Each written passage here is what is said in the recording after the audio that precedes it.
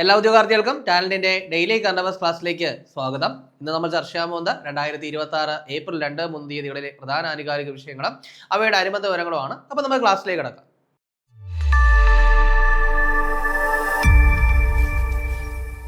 അപ്പോൾ CPO എക്സാമിന് വേണ്ടി തയ്യാറെടുക്കുന്ന ഉദ്യോഗാർത്ഥികൾക്ക് വേണ്ടിയിട്ട് ടാലന്റ് ഒരു CPO special topic record class start ചെയ്തിട്ടുണ്ട്. നമുക്കറിയാം ഈ ഒരു സ്പെഷ്യൽ ടോപ്പിക് ആണ് നിങ്ങളുടെ റാങ്ക് നിർണ്ണയിക്കുന്നത്. അപ്പോൾ അത് കണക്കാക്കി തന്നെയാണ് ഞങ്ങൾ റെക്കോർഡ് ക്ലാസ് സ്റ്റാർട്ട് ചെയ്തിരിക്കുന്നത്. അപ്പോൾ ഇതിന്റെ ഒരു പ്രൈസ് എന്ന് പറയുന്നത് വെറും 399 രൂപ മാത്രമേ ഉള്ളൂ.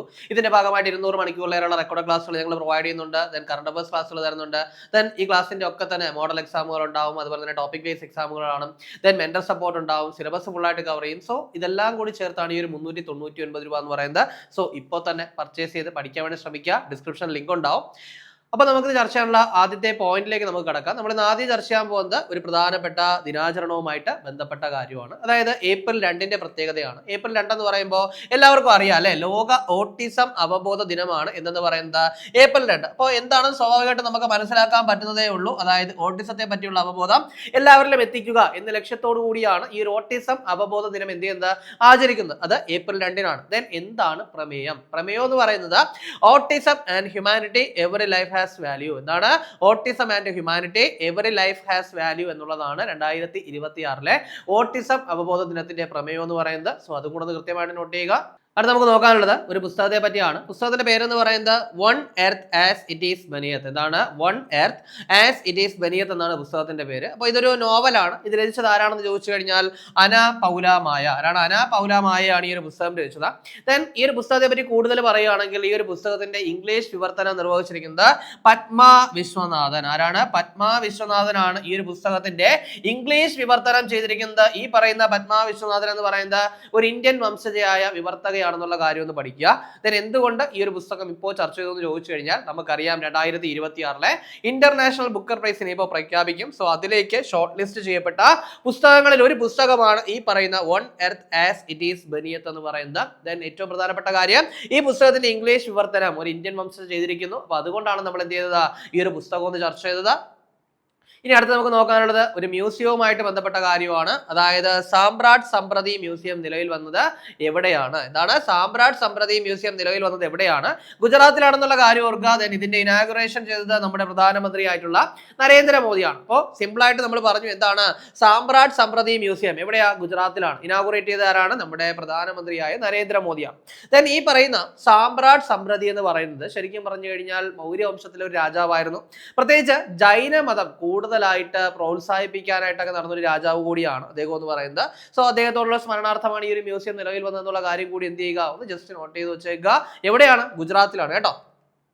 ഇനി അടുത്തത് ഒരു ബില്ലുമായിട്ട് ബന്ധപ്പെട്ട കാര്യമാണ്. അതായത് വളരെ പ്രധാനപ്പെട്ട ബില്ല്. അമരാവതിയെ ആന്ധ്രാപ്രദേശിന്റെ ഏക തലസ്ഥാനമായിട്ട് അംഗീകരിക്കാനുള്ള ഭേദഗതി ഉൾപ്പെടുത്തിയ ആന്ധ്രാപ്രദേശ് പുനഃസംഘടനാ ബില്ല് ലോക്സഭ എന്ത് ചെയ്തു, പാസ്സാക്കി. അതായത് അമരാവതിയായി മാത്രം ഒരു തലസ്ഥാനമാക്കുക. കാരണം നമ്മൾ ഇടയ്ക്കൊക്കെ കണ്ടതാണ്, അതായത് ആന്ധ്രാപ്രദേശിന് 3 തലസ്ഥാനം എന്നൊക്കെ ഉള്ളൊരു കാര്യമൊക്കെ നമ്മൾ കണ്ടതാണ്.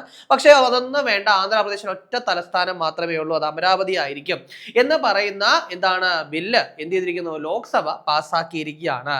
അപ്പോൾ ഇത് കഴിഞ്ഞ മാർച്ച് 28-നൊക്കെ തന്നെ എന്ത് ചെയ്തു, ആന്ധ്രാപ്രദേശ് നിയമസഭ കടന്ന ബില്ലാണ്. ദെൻ ഇപ്പോൾ ലോക്സഭ പാസ്സാക്കിയിരിക്കുകയാണ്. അപ്പോൾ ഉടനെ തന്നെ ഈ പറയുന്ന ആന്ധ്രാപ്രദേശിന്റെ ഒഫീഷ്യൽ ക്യാപിറ്റൽ ആയിട്ട് അമരാവതി നിലവിൽ വരും. അതായത് 2014 എന്ത് ചെയ്യുന്നത്, ഈ പറയുന്ന ആന്ധ്രാപ്രദേശ് വിഭജിച്ച് തെലങ്കാനയും ആന്ധ്രാപ്രദേശുമാക്കി മാറ്റുന്നത്.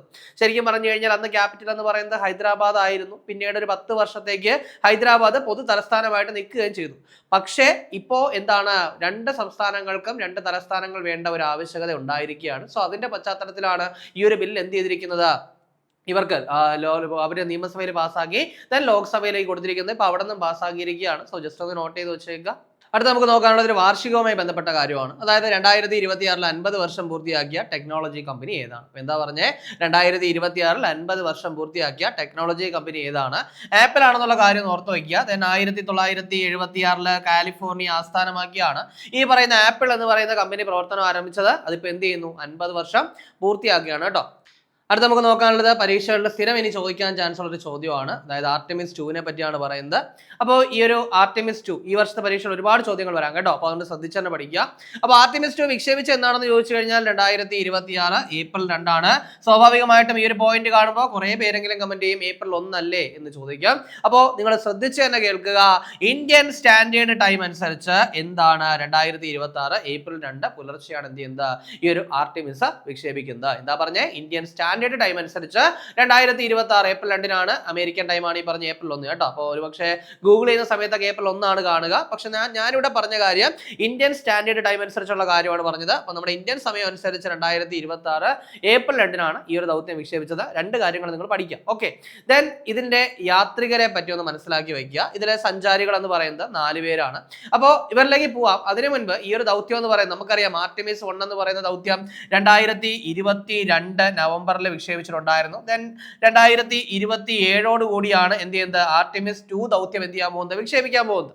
പക്ഷേ ഈ ഒരു ദൗത്യത്തിന് 4 പാസഞ്ചേഴ്സ് ഉണ്ട് എങ്കിലും ഇവർ എന്ത് ചെയ്യുന്നില്ല, ചന്ദ്രനിൽ ഇറങ്ങുന്നില്ല. ജസ്റ്റ് ചന്ദ്രനെ ഒന്ന് വലം വെച്ചിട്ട് മടങ്ങിയെത്തുകയാണ് ചെയ്യുക. സോ ചന്ദ്രനിൽ ഇറങ്ങുന്നത് ഏത് ദൗത്യത്തിലായിരിക്കും? ആർടെമിസ് 3 എന്നുള്ള കാര്യം ഒന്ന് മനസ്സിലാക്കുക. ഇനി ഈ ഒരു ദൗത്യം വിക്ഷേപിച്ച് എവിടെ നിന്നാണെന്ന് ചോദിച്ചു കഴിഞ്ഞാൽ ഫ്ലോറിഡയിലുള്ള കെനഡി സ്പേസ് സെന്ററിൽ നിന്നാണ്. അവരുടെ SLS റോക്കറ്റ് കേട്ടോ, സ്പേസ് ലോഞ്ച് സിസ്റ്റം റോക്കറ്റിലാണ് എന്ത് ചെയ്തത് വിക്ഷേപിച്ചത്. സോ ആ ഒരു കാര്യം കൂടി നിങ്ങളൊന്ന് മനസ്സിലാക്കി വെച്ചേക്കുക. ദെൻ 1972 അപ്പോളോ ദൗത്യത്തിന് ശേഷം മനുഷ്യനെ ചന്ദ്രനിലെത്തിക്കുക എന്നുള്ളതാണ് ഈ പറയുന്ന ആർടെമിസിന്റെ ലക്ഷ്യം കേട്ടോ. അപ്പോൾ ഇനി നമുക്ക് ഈ പാസഞ്ചേഴ്സിലേക്ക് വരാം. ആർടെമിസ് 2 പാസഞ്ചേഴ്സ് എന്ന് പറയുന്നത് 4 പേരാണ്. ഒന്ന് റീഡ് വൈസ്മാൻ ആണ് കേട്ടോ. ഒരാളെന്ന് പറയുന്നത്. ദെൻ അടുത്തതെന്ന് പറയുന്നത് ക്രിസ്റ്റീന കോച്ച്. അപ്പോൾ വളരെ പ്രത്യേകതയുള്ള ഒരു പേരാണ് ക്രിസ്റ്റീന കോച്ച് എന്ന് പറയുന്നത്. കാരണം ചാന്ദ്ര ദൗത്യത്തിലെ ആദ്യത്തെ വനിതയാണ് ആരെന്ന് പറയുന്നത് ക്രിസ്റ്റീന കോച്ച് കേട്ടോ. അപ്പോൾ നാസയുടെ ചാന്ദ്ര ദൗത്യത്തിലെ ആദ്യത്തെ വനിതയാണ് ക്രിസ്റ്റീന കോച്ച് എന്ന് പറയുന്നത്. ദെൻ വിക്ടർ ഗ്ലോവർ എന്ന് പറയുന്നത് ചന്ദ്രനിലേക്ക് യാത്ര ചെയ്യുന്ന ആദ്യത്തെ കറുത്ത വർഗ്ഗക്കാരനാണ്. ദെൻ ജെറമി ഹാൻസൺ എന്ന് പറയുന്നത് ഒരു കാനഡക്കാരനാണ്. ദെൻ നാസയുടെ മിഷനിൽ പാർട്ടാവുന്ന അമേരിക്കക്കാരനല്ലാത്ത ആദ്യത്തെ വ്യക്തിയാണ് ആരെന്ന് പറയുന്നത് ജെറമി ഹാൻസൺ എന്ന് പറയുന്നത്. സോ ഈ ഒരു പേര് കൂടെ ഒന്ന് മനസ്സിലാക്കി വെച്ചേക്കുക. അപ്പോൾ 4 പേരാണ് പാസഞ്ചേഴ്സ്. ഒന്ന് റീഡ് വൈസ്മാൻ ആണ്, then Christina Koch, Victor Glover, Jeremy Hansen. ഇവരുടെ 4 പേര് കൂടെ ഒന്ന് പഠിച്ചു വെച്ചേക്കുക. ദെൻ ഈ മിഷൻ മടങ്ങി വരട്ടെ, ആ സമയത്ത് നമുക്ക് എന്ത് ചെയ്യാം കുറച്ചും കൂടെ ഡീറ്റെയിൽ ആയിട്ട് ചർച്ച ചെയ്യാം.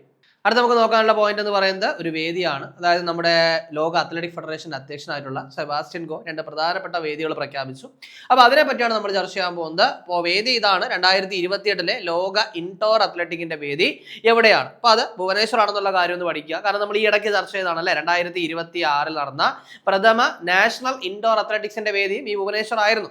അപ്പോൾ അതുപോലെ 2028 ലോക ഇൻഡോർ അത്ലറ്റിക്കിന്റെ വേദി എന്ന് പറയുന്നത് ഭുവനേശ്വർ ആണ്. ദെൻ 2030 പോവുകയാണെങ്കിൽ അത് എവിടെയാണ്? 2030 അസ്താന കേട്ടോ. 2030 അസ്താനയാണ് എന്നുള്ള കാര്യം ഒന്ന് പഠിക്കുക. അസ്താന എന്ന് പറയുമ്പോൾ അറിയാമല്ലോ കസാഖിസ്ഥാനാണ് കേട്ടോ. കസാഖിസ്ഥാനിലെ അസ്താനയാണ് 2030 ഇൻഡോർ അത്ലറ്റിക്കിന്റെ വേദിയാകുന്നത് എന്നുള്ളൊരു കാര്യം പഠിക്കുക. 2030 കോമൺവെൽത്ത് ഗെയിംസ് നടക്കുക. അത് വേദിയാവുന്നത് എവിടെയാണ്? അഹമ്മദാബാദാണ് അല്ലേ? നമുക്കറിയാം, നമ്മൾ പഠിച്ചതാണ്, ഓർത്തു വയ്ക്കുക. ഇനി അടുത്തത് പ്രധാനപ്പെട്ട ഒരു അപ്ഡേഷനുമായിട്ട് ബന്ധപ്പെട്ട കാര്യമാണ്. അതായത് ഫിഫ റാങ്കിങ് ഇടയ്ക്കിടയ്ക്ക് ഇങ്ങനെ അപ്ഡേഷൻ വരാറുണ്ട്, വരുമ്പോഴെല്ലാം നമ്മൾ ചർച്ച ചെയ്യാറുണ്ട്. സോ പ്രധാനമായിട്ട് നിങ്ങൾ നോക്കി വെക്കേണ്ടത് ഇന്ത്യയുടെ റാങ്ക് ആണല്ലേ. അപ്പോൾ ഇവിടെ ഇത്തവണയും 2026 ഏപ്രിലിൽ പുതിയ ഫിഫ റാങ്കിങ് പുറത്തുവിട്ടിരിക്കുകയാണ്.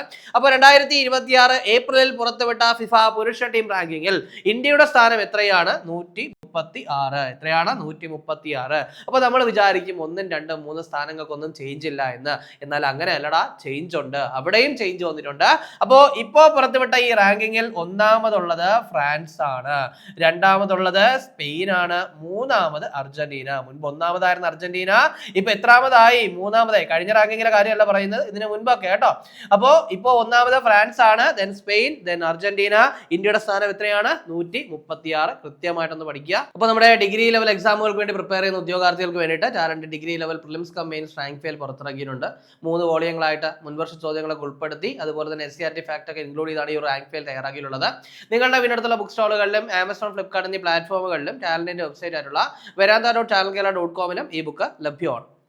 ഇനി നമുക്ക് ചർച്ച ചെയ്ത പോലുള്ള ഒന്നുകൂടി നോക്കാം. ആദ്യം പറഞ്ഞത് on earth as it is beneath എന്ന് പറയുന്ന നോവലാണ്. അത് രചിച്ചത് അന പൗര മായയാണെന്ന് പറഞ്ഞു. ഇതിന്റെ വിവർത്തനം ഇംഗ്ലീഷ് വിവർത്തനം ചെയ്തിരിക്കുന്നത് പത്മ വിശ്വനാഥൻ എന്ന് പറയുന്ന ഇന്ത്യൻ വംശജയാണ്. ഈ പുസ്തകം എന്ത് ചെയ്തു, ഇന്റർനാഷണൽ ബുക്കർ പ്രൈസിന്റെ എന്ത് ചെയ്തു, ഷോർട്ട് ലിസ്റ്റ് ചെയ്യപ്പെട്ടു എന്നുള്ള കാര്യം പഠിക്കുക. ദെൻ സാമ്രാട്ട് സമ്പ്രതി മ്യൂസിയം ഗുജറാത്തിൽ എന്ത് ചെയ്തു, നരേന്ദ്രമോദി ഉദ്ഘാടനം ചെയ്ത കാര്യം പറഞ്ഞു. ദെൻ അതിനുശേഷം പറഞ്ഞത് അമരാവതിയെ ആന്ധ്രാപ്രദേശിന്റെ ഏക തലസ്ഥാനമായി അംഗീകരിക്കാനുള്ള ഭേദഗതി ഉൾപ്പെടുത്തിയ ആന്ധ്രാപ്രദേശ് പുനഃസംഘടനാ ബില്ല് ലോക്സഭ പാസ്സാക്കി എന്ന് പറഞ്ഞു. ദെൻ അതിനുശേഷം 2026 എന്ത് ചെയ്തിരിക്കുന്നു, ആപ്പിൾ എന്ന് പറയുന്ന ടെക്നോളജി കമ്പനി എത്ര വർഷം, 50 വർഷം പൂർത്തിയാക്കിയ കാര്യം പറഞ്ഞു.